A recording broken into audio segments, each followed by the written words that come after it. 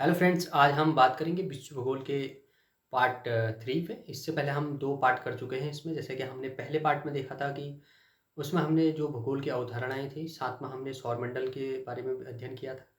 इसके अलावा जो दूसरा पार्ट 2 आया था, उसमें हमने देखा कि जो सूर्य से बनने वाले तथ्य हैं, उसके बारे में हमने देखा था। सूर्य के अध्ययन के बारे में थोड़ा कुछ बातें करी थी और आज हम सूर्य से जो क्रमवार जो हमारे ग्रह हैं, जैसे कि उसमें सबसे पहले बुध आ जाता है, शुक्र आ जाता है, पृथ्वी आ जाता है और पृथ्वी का एक उपग्रह भी है जिसको हम चंद्रमा कहते हैं। तो इन 4 चीज़ों को हम यहाँ पे देखने वाले हैं। जैसे बुध हो गया, शुक्र हो गया, पृथ्वी हो गया और पृथ्वी का उपग्रह चंद्रमा हो गया। तो इन चीज़ों को आज की वीडियो में हम देखेंगे और ज़्यादा देरी न करते हुए हम पहले इसको स्टार्ट करते हैं।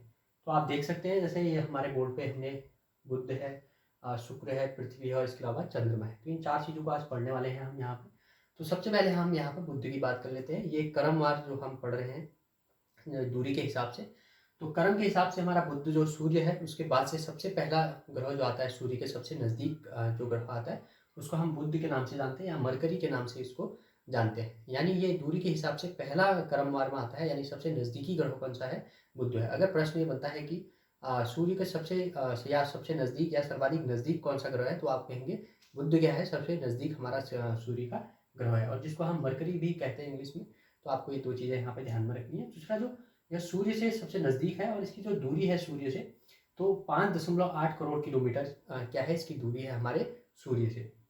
यानी कितने दूरी पे है ये? 5.8 करोड़ किलोमीटर दूरी पे है हमारे सूर्य से। कौन? बुध। तो बुध क्या है हमारा? सूर्य का सर्वाधिक नज़दीकी ग्रह है और जो क्या है, सबसे नज़दीक, यानी 5.8 करोड़ किलोमीटर इसकी दूरी है। इसके अलावा बुध क्या है? सर्वाधिक तापांतर वाला ग्रह भी यह बुध ही है। यानी अब तापांतर से क्या मतलब है? यहाँ पे ताप का अंतर का क्या है मतलब है? तापमान में अंतर। तापमान का अंतर क्या है? जैसे यहाँ पे दिन में जब धूप पड़ती है तो उस टाइम पे यहाँ पे क्या देखने को मिलता है?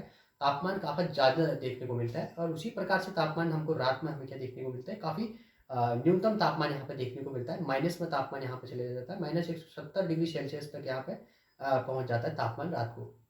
तो इसी प्रकार से दिन में क्या हो जाता है? दिन में ये काफ़ी ऊपर तक क्या हो जाता है? चढ़ जाता है तापमान। तो जिस कारण से इसमें यहाँ पे तापमान में अंतर होने के कारण इसे सर्वाधिक ताप में अंतर वाला ग्रह कहा जाता है। यानी सर्वाधिक तापांतर वाला ग्रह भी हमारा कौन है? बुध ही हमारा सर्वाधिक तापांतर वाला ग्रह है। और दूसरा, आपको ये चीज़ यहाँ पर याद रखनी है कि आकार में सबसे छोटा ग्रह भी क्या है? यही बुध ही है हमारा। तो आकार के हिसाब से तो हम बात कर चुके हैं पहले भी। तो और दूसरा, सौरमंडल का सर्वाधिक कक्षीय गति वाला कौन है? एक ग्रह है हमारा बुध। एक कक्षीय गति से क्या मतलब है? जैसे सूर्य है हमारा, सूर्य की वो चारों ओर क्या कर रहे हैं? हर कोई ग्रह क्या कर रहा है? परिक्रमा कर रहा है।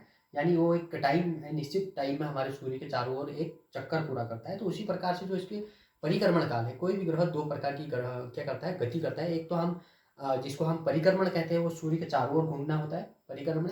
और घूर्णन अपनी जगह पर घूमना होता है। तो ये जो परिक्रमण कर रहा है, यानी कक्षीय गति जो परिक्रमण करता है बुध, वो 88 दिन में क्या कर लेता है? सूर्य का एक चक्कर पूरा कर लेता है। यानी यहाँ पे जैसे हमारे पृथ्वी पे 365 दिन में 1 साल हो रहा है, तो उसी प्रकार से मान के चलो यहाँ का 1 साल कितना है? वहाँ पे 88 दिन का, जो 88 दिन का क्या है, इसका जो परिक्रमण काल है वो क्या है? चारों ओर घूमने का क्या है? टाइम पीरियड है। किसका? हमारे बुध का। तो सर्वाधिक कक्षीय गति वाला भी क्या है? गति वाला ग्रह भी हमारा बुध ही है। 88 दिन में एक चक्कर पूरा कर लेता है सूर्य का। ये भी आपको ध्यान में रखना है। और बुध का जो द्रव्यमान है, बुध का क्या है? द्रव्यमान क्या है? ये हमारे पृथ्वी के द्रव्यमान का 1/18वां भाग है। यानी जो बुध का द्रव्यमान है और हमारे पृथ्वी का 1/18वां भाग है। तो ये आपको ध्यान में रखना है कि जो बुध का द्रव्यमान है वो हमारे पृथ्वी का द्रव्यमान का 1/18वां भाग है। जैसे हमारे पृथ्वी का द्रव्यमान अगर यहाँ पर हम 100 मान लें, यहाँ पर अगर हमारा माना हमारे पृथ्वी का द्रव्यमान 100 है, तो इसी प्रकार से अगर हम इसको मल्टीप्लाई 1/18 से कर देंगे, तो ये हमारा किसका तापमान निकल जाएगा? ना कितना द्रव्यमान निकल जाएगा?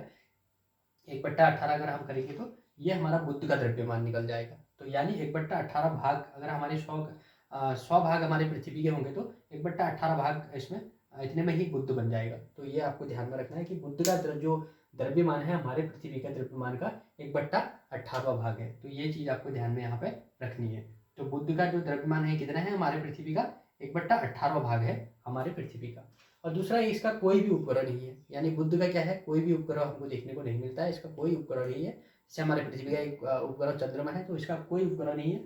और साथ में जो बुध का एक दिन है, वो हमारे पृथ्वी के 90 दिनों के बराबर होता है। अगर हमारे पृथ्वी में 90 दिन का समय कितना हो जाएगा? 3 महीना हो जाएगा, क्योंकि 30 दिन के हिसाब से हम महीने को लेकर चलते हैं, 30 या 31। तो 30 दिन का अगर हम यहाँ पे एवरेज लें, 30 दिन का एक महीना होता है हमारे उसमें, तो इसी प्रकार से 90 दिन अगर हो जाएंगे तो हमारे पृथ्वी में 3 महीने हो जाएंगे।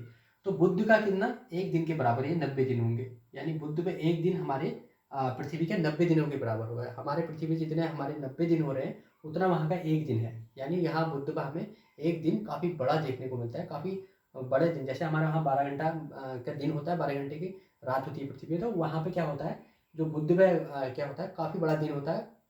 ये 12 घंटे से काफ़ी ज़्यादा बड़ा हो जाएगा, क्योंकि 90 दिन 3 महीना बीतने जाएंगे हमारी पृथ्वी पे, तब वहाँ पे एक दिन होगा।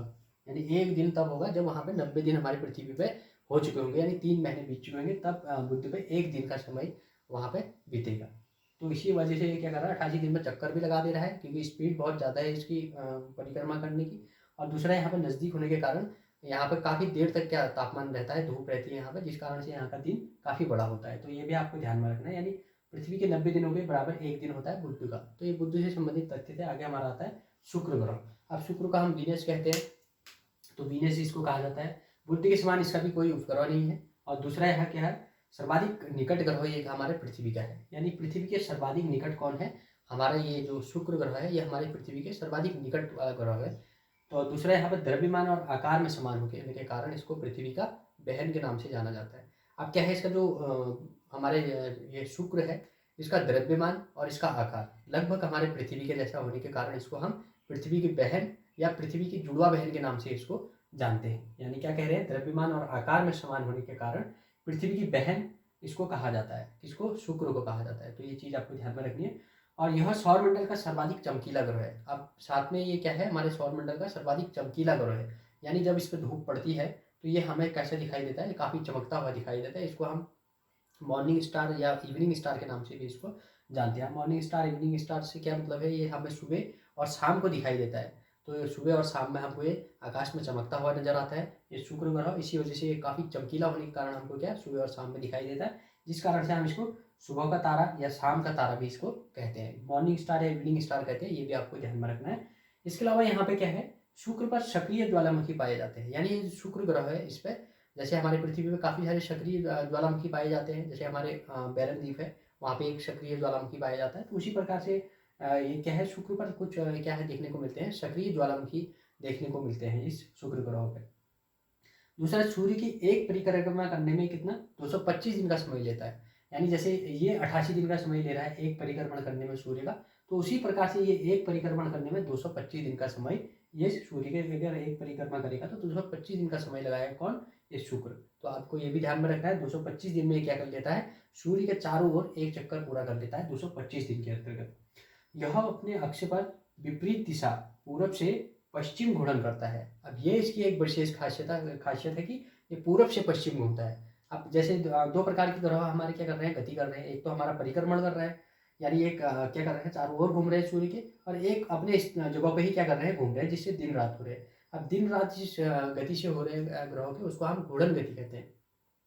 तो ये जो शुक्र घूर्णन कर रहा है, अपनी जगह पे घूम रहा है, जिससे यहाँ पे दिन और रात हो रहे हैं, तो ये उल्टी दिशा में कर रहा है, यानी पूरब से पश्चिम घूम रहा है। ये घड़ी की दिशा के रूप में कैसे घूम रहा है, जैसे यहाँ पर घड़ी है, तो घड़ी कैसे घूमती है, यहाँ से इधर घूमती है। तो इस प्रकार से हमको घड़ी देखने को मिलती है। इसको हम क्लॉकवाइज बोलते हैं। इसको घड़ी की दिशा में क्या कर रहा है, अपने घूर्णन को कर रहा है। अब इससे क्या हो रहा है कि जो पूरब से पश्चिम अगर ये घूमेगा, जैसे हमारी पृथ्वी क्या पश्चिम से पूर्व घूमती है, अन्य ग्रह क्या करते हैं, पश्चिम से पूर्व घूमते हैं। तो इस कारण से अन्य ग्रहों पर क्या हो रहा है, पूरब दिशा से हमें सुबह सूरज उगता हुआ दिखता है, और पश्चिम दिशा में हमें सूरज डूबता हुआ दिखाई देता है। तो हम अगर यहाँ क्या शुक्र पर चले जाएंगे, तो शुक्र पे क्या होगा, जो दिन हमें उगता हुआ नजर आएगा वो हमें पश्चिम दिशा से दिन उगता हुआ नजर आएगा, और पूरब दिशा में हमें डूबता हुआ नजर आएगा। तो यहाँ पे दिन जो उगना और डूबना सूरज का क्या हो जाएगा, उल्टी दिशा में हो जाएगा। यानी पश्चिम दिशा में तो यहाँ पे क्या हो जाएगा, उगना सूरज उगेगा पश्चिम दिशा से, और पूरब दिशा में यहाँ पे सूरज डूब जाएगा। तो ये अपने अक्ष पर क्या कर रहा है, उल्टी दिशा में अन्य ग्रहों के विपरीत ये क्या कर रहा है, घूर्णन कर रहा है। तो ये एक विशेष क्या है, इसकी विशेषता है, आपको ध्यान में रखना है कि पूरब से पश्चिम में घूमता है, यानी क्लॉकवाइज घूमता है, यानी घड़ी की दिशा में ये क्या कर रहा है, घूर्णन कर रहा है। तो ये आपको ध्यान में रखना है इस शुक्र के बारे में। इसके अलावा इसको सुबह का तारा या शाम का तारा भी इसको कहा जाता है, यानी मॉर्निंग स्टार या इवनिंग स्टार के नाम से जाना जाता है, क्योंकि सुबह और शाम को ये हमको आकाश में दिखाई देता है। और दूसरा क्या है, काफ़ी चमकीला ग्रह हमको देखने को मिलता है। तो ये शुक्र से बनने वाले तथ्य हैं। इसके अलावा हमारा जो पृथ्वी है, हम पृथ्वी को देखेंगे, जैसा इसको अर्थ कहा जाता है। इसके अलावा इसको नीला ग्रह के नाम से जाना जाता है। एकमात्र ग्रह है जिस पर पानी उपलब्ध है, और पानी की उपलब्धता के कारण ही इसको आप क्या कह रहे हैं, नीला ग्रह के नाम से जानते हैं। दूसरा, यहाँ पे जीवन उपलब्ध है। जीवन यहाँ पे क्या है, संभव है पृथ्वी पे। ये इसीलिए हमारे एक महत्वपूर्ण ग्रहों में से एक ग्रह है जिसका नाम क्या कहते हैं, पृथ्वी कहते हैं, या इसके अलावा इसको अर्थ के नाम से हम जानते हैं। अब आकार में क्या है, जो पृथ्वी है हमारे, जैसे हमने आकार के नंबर में हमने देखा था, वहाँ पे बृहस्पति सबसे बड़ा है आकार में, उसके बाद से शनि है, अरुण है, वरुण है, उसके बाद से इस प्रकार से हमारे क्रम वाइज क्या है, ग्रह है। तो आकार में ये जो पृथ्वी है हमारे 5वां बड़ा ग्रह है, यानी अगर आकार देखें इसका तो 5वें नंबर पर आता है आकार में, ये बड़े में। और सूर्य की दूरी के हिसाब से अगर इसका देखें क्रम के हिसाब से, तो तीसरे नंबर पर आता है। तो जैसे सूर्य है, वहाँ से पहला सूर्य के सबसे नज़दीक कौन है, बुध है। बुध के बाद से शुक्र आ जाता है, शुक्र के बाद से हमारी पृथ्वी आ जाती है, फिर मंगल आ जाता है, मंगल, और फिर मंगल के बाद से हमारी क्या एस्ट्रॉइड बेल्ट आती है, एस्ट्रॉइड बेल्ट के बीच से हमारा कौन सा, बृहस्पति आता है, फिर शनि आता है, फिर अरुण आता है, वरुण आता है। तो इस प्रकार से जो सीरीज चल रही है हमारे ग्रहों की, तो ये तीसरे नंबर पर आती है हमारी पृथ्वी, दूरी के हिसाब से, सूर्य की दूरी के हिसाब से। लेकिन अगर आकार के हिसाब से कहेंगे तो 5वां नंबर पर आता है, 5वां बड़ा ग्रह है हमारे पृथ्वी, क्योंकि इससे पहले हमारा बुध है, उसके बाद से हमारा क्या बुध है, शुक्र है, और उसके बाद से हमारा कौन सा है, पृथ्वी है। जो आकार के हिसाब से नहीं, ये क्रम के हिसाब से तीसरा है। लेकिन आकार के हिसाब से सबसे बड़ा हमारा बृहस्पति देखने को मिलता है, बृहस्पति के बाद से हमारा शनि देखने को मिलता है, फिर अरुण देखने को मिलता है, फिर वरुण देखने को मिलता है। तो 5वें नंबर पर कौन आ जाता है, पृथ्वी आ जाती है। तो आकार के हिसाब से अगर प्रश्न बनेगा तो आकार के हिसाब से कौन सा नंबर आएगा, पृथ्वी का 5वां आ जाएगा, और क्रम के हिसाब से आ जाएगा, यानी तीसरा नंबर पर आ जाएगा। तो ये दो चीज़ें आपको यहाँ पर ध्यान में रखनी है।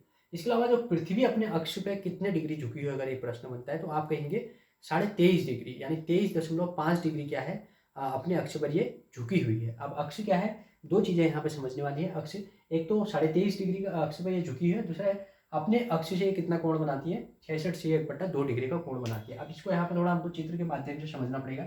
जैसे हमारी पृथ्वी है, इस पृथ्वी पर अगर हम यहाँ से एक सीधा लंब खींच दें, यह हमारे पृथ्वी पे लंब खींच दिया इस प्रकार से हमने, और इसको 4 भागों में हम अगर विभाजित कर दें, तो दूसरा यहाँ से हमने इसको बीच से फिर इस पर एक क्या कर दिया, एक क्षैतिज लाइन इस पर खींच दी है। तो ये यहाँ, ये इसका क्या हो जाएगा, लंब हो जाएगा। अगर यहाँ पे हम कोण बनाने की कोशिश करेंगे तो ये हमारे यहाँ पे सीधे हमने इस पर लंब भी डाल दिया, और यही इसका कक्षीय समतल हो जाएगा। ये इसका कक्षीय समतल है, और ये इस पर हमने कक्षीय समतल पे एक लंब खींचा हुआ है। लेकिन यहाँ पे हम क्या कर देखते हैं, जो इसकी रियल में अगर स्थिति देखें, कुछ इस प्रकार से हमको देखने को मिलती है। यानी यहाँ हमको जो है नॉर्थ पोल, और यहाँ पर हमको साउथ पोल, यानी दक्षिणी ध्रुव कुछ हमको इस तरीके से देखने को मिलता है, और जो उत्तरी ध्रुव है कुछ इस प्रकार से देखने को मिलता है। जबकि हमारा जो उत्तरी ध्रुव है यहाँ इस लाइन पर आना चाहिए था, और दक्षिणी ध्रुव ठीक इसके नीचे आना चाहिए था। लेकिन ऐसा नहीं हो रहा है। जो हमारी पृथ्वी का नॉर्थ पोल है वो यहाँ देखने को मिलता है, और जो साउथ पोल है कुछ इस प्रकार से देखने को मिलता है। अब यहाँ पे क्या है, जो वास्तविक स्थिति इसकी इस प्रकार से आ रही है, जो वास्तविक स्थिति से यहाँ से झुक गया है, कुछ हट गई है पृथ्वी। यहाँ पे ये कितनी झुकी है, ये झुकी है 23 से ही 1/2 डिग्री। तो यहाँ पे ये कितना, यहाँ पे जो कोण बन रहा है, यानी इसका झुकाव देखने को मिल रहा है, अपने लंब से कितना झुकी हुई है, यहाँ पे अपने अक्ष पे 23.5 डिग्री झुकी हुई है। ये आपको ध्यान में रखना है, कितना 23.5 डिग्री झुकी हुई है पृथ्वी अपने अक्ष पे। और दूसरा, जो अपने कक्षीय समतल से कोण बना रही है इससे, तो यहाँ से ये कितना, इस जो हमारा यहाँ से नॉर्थ पोल आ रहा है और यहाँ से साउथ पोल आ रहा है, तो इससे कितना झुक गई है, यहाँ पर कितना कोण बनाती है, यहाँ पर बनाती है 66 से ही 1/2 डिग्री का कोण बनाती है। तो दो चीज़ें आपको ध्यान में रखनी है, एक तो इसका लंब से कितना झुकाव है, 23.5 डिग्री का झुकाव है, और दूसरा ये जो अपना कोण बना रही है यहाँ पे 66 से 1/2 डिग्री का कोण बना रही है अपने कक्षीय समतल से। तो दो चीज़ें आपको याद रखनी है। कोण पूछेगा तो आप कहेंगे 66.5 डिग्री का कोण बनाती है, और झुकाव कितना है इसका, तो 23.5 डिग्री का इसका झुकाव है। तो ये दो चीज़ें आपको यहाँ पे क्लियर कर लेनी है, कोई कन्फ्यूजन नहीं रखना है। आगे पृथ्वी एकमात्र ऐसा, मतलब पृथ्वी का एकमात्र उपग्रह जो है वो है चंद्रमा, यानी पृथ्वी का एक उपग्रह भी है जिसको हम चंद्रमा कहते हैं। तो पृथ्वी का क्या है, एकमात्र उपग्रह है ये चंद्रमा। इससे पहले हमने 2 बुध देखा, शुक्र देखा, इनके कोई भी उपग्रह हमको देखने को नहीं मिले। सूर्य की परिक्रमा करने में पृथ्वी को 365 दिन का समय लगता है। या हमारा जो बुध था वो हमने 88 दिन में क्या कर ले रहा था, सूर्य की एक परिक्रमा पूर्ण कर ले रहा था। इसी प्रकार से हमारा शुक्र था, वो 225 दिन में एक परिक्रमा पूर्ण कर रहा है। लेकिन जो हमारी पृथ्वी है 365 दिन का समय लगाती है एक चक्कर पूरा करने में सूर्य के चारों ओर। अगर सूर्य के चारों ओर अगर हमारी पृथ्वी घूम रही है, जिससे ऋतु परिवर्तन हो रहे हैं, तो उस गति से, यानी परिक्रमण गति कितने में कर रही है, 365 दिन का समय लगा रही है, तब एक परिक्रमा पूर्ण कर रही है। तो ये भी आपको ध्यान में रखना है। इसके अलावा जो पृथ्वी अपने अक्ष पर घूम रही है, यानी जो पृथ्वी अपने अक्ष पर घूर्णन कर रही है, तो घूर्णन यानी ये कितना, जिससे दिन और रात हमको देखने को मिल रहे हैं, तो ये घूर्णन गति 23 घंटे 56 मिनट 4 सेकंड में पूर्ण कर रही है, एक घूर्णन गति। अब आपको यहाँ पे ध्यान रखना है, जैसे हम 24 घंटे की दिन रात बोल देते हैं, यानी 12 घंटे का दिन 12 घंटे की रात हम बोल रहे हैं, तो ये जो हमारा दिन रात का समय है वो कितना है, 23 घंटे 56 मिनट 4 सेकंड। तो 23 घंटे 56 मिनट 4 सेकंड का समय ये घूर्णन करने में लगाती है, अपने अक्ष पर घूमने में लगाती है, जिसको हम घूर्णन गति कहते हैं। और परिक्रमण कितने में कर रही है, 365 दिन में कर रही है। तो दो चीज़ें आपको याद में रखनी है, एक तो परिक्रमण गति इसकी 365 दिन का है, जिससे एक साल बन रहा है, और जिससे एक दिन रात बन रहा है वो उसको हम घूर्णन गति कर रहे हैं, और वो कितने टाइम में कर रही है, 23 घंटा 56 मिनट 4 सेकंड में ये पूर्ण कर रही है। और कितना, 23 घंटा 56 मिनट 4 सेकंड में एक घूर्णन कंप्लीट कर रही है। तो पृथ्वी से बनने वाले तथ्य जो इंपॉर्टेंट वाले थे वो हमने देख लिए यहाँ पे। इसके अलावा आ जाता है हमारा चंद्रमा। चंद्रमा क्या है, इसी हमारे पृथ्वी का क्या है, एक उपग्रह है, जिसको हम मून कहते हैं। और इस पर हमने कई मिशन भी भेज चुके हैं, हर कोई देश इस पर आजकल रिसर्च पर लगा हुआ है, इस पर कुछ कई चीज़ों की खोज पर लगा हुआ है, और मनुष्य भी चाँद पर जा चुका है। इस मिशन के बारे में हम इससे आगे वाले टॉपिक में बात करेंगे, लेकिन यहाँ पर हम बात करते हैं चंद्रमा की। चंद्रमा क्या है, पृथ्वी का एकमात्र उपग्रह है, ये आपको ध्यान में रखना है। चंद्रमा की सतह व आंतरिक, अब सतह और आंतरिक क्या करना है, इसकी सतह का अध्ययन करना है, इसकी आंतरिक जो स्थिति है कैसी है उसका अध्ययन करने को हम जो अध्ययन करते हैं उसको हम सेलेनोलॉजी कहते हैं। यानी सेलेनोलॉजी किसको कहा जाता है, चंद्रमा के अध्ययन को कहा जाता है सेलेनोलॉजी। तो आपको ध्यान में क्या रखना है, सेलेनोलॉजी कहा जाता है हमारे चंद्रमा के अध्ययन को, चाहे उसका आंतरिक अध्ययन हो चाहे उसका बाहरी अध्ययन हो, यानी सतह का अध्ययन हो, तो उन दोनों को ही अध्ययन को हम क्या कहते हैं, सेलेनोलॉजी कहते हैं। इस सेलेनोलॉजी को हम किसका अध्ययन कहते हैं, चंद्रमा के अध्ययन को हम सेलेनोलॉजी कहते हैं, ये आपको ध्यान में रखना है। इसके अलावा इसको जीवाश्म ग्रह के नाम से जाना जाता है, यानी चंद्रमा जो है हमारे ये जीवाश्म ग्रह के नाम से जाना जाता है। अब ये जो परिक्रमण करती है, अब जो उपग्रह की एक विशेषता क्या होती है कि ये सूर्य के तो चारों ओर घूम ही रहे हैं, साथ में जिस ग्रह के क्या है उपग्रह हैं, उस ग्रह के भी क्या कर रहे हैं, चारों ओर घूमते हैं। तो इसीलिए इनको उपग्रह कहा जाता है, क्योंकि जो चंद्रमा है ये सूर्य के साथ साथ हमारे पृथ्वी के चारों ओर भी क्या कर रही है, परिक्रमा कर रही है। पृथ्वी के चारों ओर भी घूम रही है, और साथ में पृथ्वी के साथ हमारे सूरज के चारों ओर भी घूम रही है, जिस कारण से हम इसको क्या कह रहे हैं, उपग्रह कह रहे हैं। अब ये जो पृथ्वी के चारों ओर घूम रही है उसको भी हम परिक्रमण गति कहते हैं। तो ये पृथ्वी के चारों ओर जिस परिक्रमण कर रही है उसको 27 दिन 8 घंटे में पूरा करती है। यानी एक परिक्रमा जब पृथ्वी का ये पूर्ण करेगी, इसको कितना टाइम लग जाएगा, 27 दिन का समय लगेगा, और 8 घंटे उसमें लग जाएंगे इसको एक चक्कर पूरा करने में पृथ्वी के। तो परिक्रमण कितने में करती है पृथ्वी का, 27 दिन 8 घंटे में एक चक्कर पूरा कर लेती है कौन, चंद्रमा। तो ये आपको अगर पूछा जाता है कि परिक्रमण में इसको कितना समय लगता है पृथ्वी के, 27 दिन 8 घंटे में ये एक परिक्रमा पूर्ण कर लेती है पृथ्वी का। इसके अलावा चंद्रमा का गुरुत्वाकर्षण और पृथ्वी के गुरुत्वाकर्षण का 1/6 भाग है। जैसे यहाँ पे हमारा पृथ्वी है, जितना यहाँ पे गुरुत्वाकर्षण बल लगता है, तो उसका 1/6 भाग हमारे कहाँ पर लगेगा, चंद्रमा पे लगेगा। जैसे अगर मान लो यहाँ पे हमारे पृथ्वी में अगर सपोज यहाँ पे क्या होता है कि अगर यहाँ पे 100 यहाँ पे 50 मान लो, यहाँ पे 50 अगर यहाँ का क्या है गुरुत्वाकर्षण बल है, तो 50 का कितना 1/6 भाग क्या हो जाएगा, हमारे चंद्रमा पे लग जाएगा। तो 1/6 भाग किसका वो हो जाएगा, हमारे चंद्रमा का क्या हो जाएगा, गुरुत्वाकर्षण बल हो जाएगा। अगर सपोज यहाँ पे 10 यहाँ पे अगर यहाँ का क्या है गुरुत्वाकर्षण बल है हमारे पृथ्वी का, तो उसका 10 का क्या हो जाएगा, 1/6 भाग क्या हो जाएगा, चंद्रमा पे उसका गुरुत्वाकर्षण बल हो जाएगा। यानी चंद्रमा का गुरुत्वाकर्षण और पृथ्वी के गुरुत्वाकर्षण का इतना 1/6 भाग है।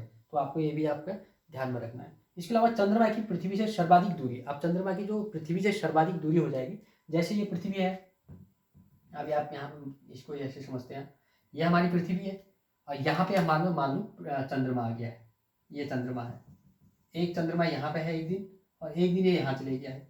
अब दोनों कंडीशन अलग अलग है। ये तो सर्वाधिक नज़दीकी वाली स्थिति है इसकी, अगर ये वाली स्थिति जो है इसकी सर्वाधिक नज़दीक वाली है, और ये वाली स्थिति क्या है, सर्वाधिक दूरी वाली स्थिति है। तो दो स्थितियाँ हमको देखने को मिल रही है यहाँ पे, एक तो सर्वाधिक नज़दीक वाली स्थिति है, एक सर्वाधिक दूर वाली स्थिति है। तो उसी को कह रहे हैं कि चंद्रमा की जो पृथ्वी से सर्वाधिक दूरी, अगर सर्वाधिक दूरी पर होगी जो ये वाली स्थिति होगी, तो उसको हम क्या कहते हैं, एपोजी कहते हैं। यानी किसको, सर्वाधिक दूरी वाली स्थिति को एपोजी के नाम के से जानेंगे, और जो न्यूनतम दूरी होगी चंद्रमा की पृथ्वी से, उसको पेरोजी कहेंगे। यानी जिस दिन पृथ्वी के सर्वाधिक नज़दीक अगर चंद्रमा आ जाएगा, तो उसको हम क्या कहेंगे, पेरोजी कहेंगे। न्यूनतम दूरी को हम पेरोजी कहते हैं चंद्रमा की स्थिति को, और जो सर्वाधिक दूरी होती है उसको एपोजी कहते हैं। तो आपको यहाँ पे ध्यान क्या रखना है, इसको तो हम पेरोजी कहते हैं, जो पेरोजी हो जाएगा हमारा पेरोजी हो जाएगा नज़दीक वाली स्थिति, और एपोजी हो जाएगा हमारा जो हमारी सर्वाधिक दूरी हो जाएगी। तो दो स्थिति बनती है हमारी यहाँ पे, एक तो हमारी नज़दीक वाली स्थिति बची जिस दिन चंद्रमा पृथ्वी के सर्वाधिक नज़दीक होगा, उसको हम क्या कहेंगे, पेरोजी कहेंगे, और जिस दिन सर्वाधिक दूर चले जाएगा उसको हम एपोजी के नाम से जानेंगे। तो दो कंडीशन यहाँ पर बनती है, सर्वाधिक दूरी और सर्वाधिक न्यूनतम दूरी। तो दो चीज़ों को आपको ध्यान में रख लेना है। आगे क्या होता है, अब एक होता है अमावस्या, एक होती है पूर्णिमा। अमावस्या को तो चंद्रमा हमें नहीं दिखाई देता, पूर्णिमा के दिन हमें क्या होता है, चंद्रमा दिखाई देता है। तो 2 कंडीशन यहाँ पे देखने को मिलती है। तो जो पूर्णिमा होती है, जैसे हमारा चाँद क्या होता है, पहले दिन हमको छोटा-सा चाँद दिखाई देता है। जैसे अमावस्या होता है, उसके दूसरे दिन क्या होता है, चाँद छोटा-सा दिखाई देता है, एक धार टाइप की दिखाई देती है, जैसे एक दराती की धार होती है, उस प्रकार से हमें चाँद दिखाई देता है। तो फिर बढ़ता जाता है, बढ़ता जाता है, बढ़ता जाता है। एक दिन ऐसा था कि 14-15 के दिन में वो क्या हो जाता है, काफ़ी पूरे आकार में अपना हमको दिखाई देने लग जाता है चंद्रमा। तो उसी को हम पूर्णिमा कहते हैं, उस दिन हमको पूरा चाँद दिखाई देता है, पूर्णिमा का दिन। तो पूरा चाँद दिखाई देता है। तो 2 अगर पूर्णिमा 1 महीने में हो जाती है, यानी 1 महीने में 2 पूर्णिमाएँ हमको देखने को मिलती हैं, तो दूसरे पूर्णिमा को हम क्या कहेंगे, ब्लू मून कहेंगे। तो अगर प्रश्न ये आता है कि ब्लू मून किसे कहते हैं, तो आप कहेंगे कि जो 1 महीने में 2 पूर्णिमाएँ हमको देखने को मिल रही हैं, जो दूसरी पूर्णिमा आ रही है उसको हम क्या कह रहे हैं, ब्लू मून के नाम से जानते हैं। यानी 1 माह में 2 पूर्णिमा हो, तो दूसरे पूर्णिमा को ब्लू मून के नाम से जाना जाता है। यानी ब्लू मून कौन होता है, दूसरी पूर्णिमा, आने वाली दूसरी पूर्णिमा। पहली पूर्णिमा को हम ब्लू मून नहीं कहेंगे, क्योंकि जो 1 महीने में 2 पूर्णिमा आएँगी, पहला जो होता ही होता है, वो तो हर महीने में 1 पूर्णिमा तो होगी। लेकिन कभी ऐसी स्थिति बन जाती है कि एक ही महीने में 2 पूर्णिमाएँ आ जाती है, तो दूसरी पूर्णिमा को हम क्या कहेंगे, ब्लू मून के नाम से इसको जानेंगे। एक होता है सुपर मून, एक blue moon, super moon. Blue moon तो हमने समझ लिया कि 1 महीने में 2 पूर्णिमाएँ होती हैं, दूसरे पूर्णिमा को हम ब्लू मून कहते हैं। लेकिन सुपर मून होता है, सुपर मून क्या होता है, पृथ्वी के सर्वाधिक निकट वाली स्थिति को हम सुपर मून कहते हैं। अब जो ये वाली स्थिति है पेरोजी वाली, अब जिस दिन हमारा चाँद क्या हो जाएगा, हमारे पृथ्वी के सर्वाधिक नज़दीक आ जाएगा, उस दिन हमें चाँद भी क्या दिखाएगा, काफ़ी खूबसूरत दिखाई देगा, इसके अलावा काफ़ी बड़ा हमको नज़र आएगा। तो जिस दिन हमको काफ़ी खूबसूरत और काफ़ी बड़ा नज़र आएगा चाँद, तो उसको हम सुपर मून कहेंगे। पृथ्वी के सर्वाधिक नज़दीक यानी निकट वाली स्थिति को हम क्या कहते हैं, सुपर मून कहते हैं। तो ये हमारे चाँद से संबंधित तथ्य थे। अगला जो वीडियो हमारा आएगा वो आएगा इसके, जो चंद्रमा पे मिशन भेजे हुए हैं। अभी हमारे इसरो ने भी क्या हुआ, चंद्रयान भेजा था, जो सक्सेसफुली वहाँ पे लैंड कर गया है और काफ़ी रिसर्च चल रही है। तो हम उसके बारे में भी देखेंगे। इससे पहले चंद्रमा पे जो अन्य मिशन भेजे हुए हैं उनके बारे में हम अगली वीडियो में बात करेंगे। और आज की वीडियो जो है, हमने यहाँ पे ग्रहों के बारे में, बुध हो गया, शुक्र हो गया, पृथ्वी हो गई, इसके अलावा चंद्रमा का यहाँ पे विस्तृत अध्ययन किया। तो इससे बनने वाले कुछ प्रश्न हम आपसे पूछेंगे। जैसे कि पहला प्रश्न हमारा है कि जो सर्वाधिक तापांतर वाला ग्रह कौन है। नंबर 1 प्रश्न ये है, सर्वाधिक तापांतर वाला ग्रह कौन सा है। दूसरा आपको बताना है कि मॉर्निंग स्टार और इवनिंग स्टार किसको कहते हैं। इसके अलावा आपको बताना है कि जो हमारी पृथ्वी है वो कौन सी गति के कारण पृथ्वी क्या दिन और रात हो रहे हैं। तो इसके अलावा एक और प्रश्न है, हमारे चंद्रमा से संबंधित प्रश्न है। आपको ये बताना है कि चंद्रमा के अध्ययन को क्या कहते हैं। तो ये 4 प्रश्न आपको कमेंट बॉक्स में आंसर देना है। इसके अलावा हम आपसे मिलेंगे नेक्स्ट पार्ट में इसके। आज के लिए इतना ही, धन्यवाद।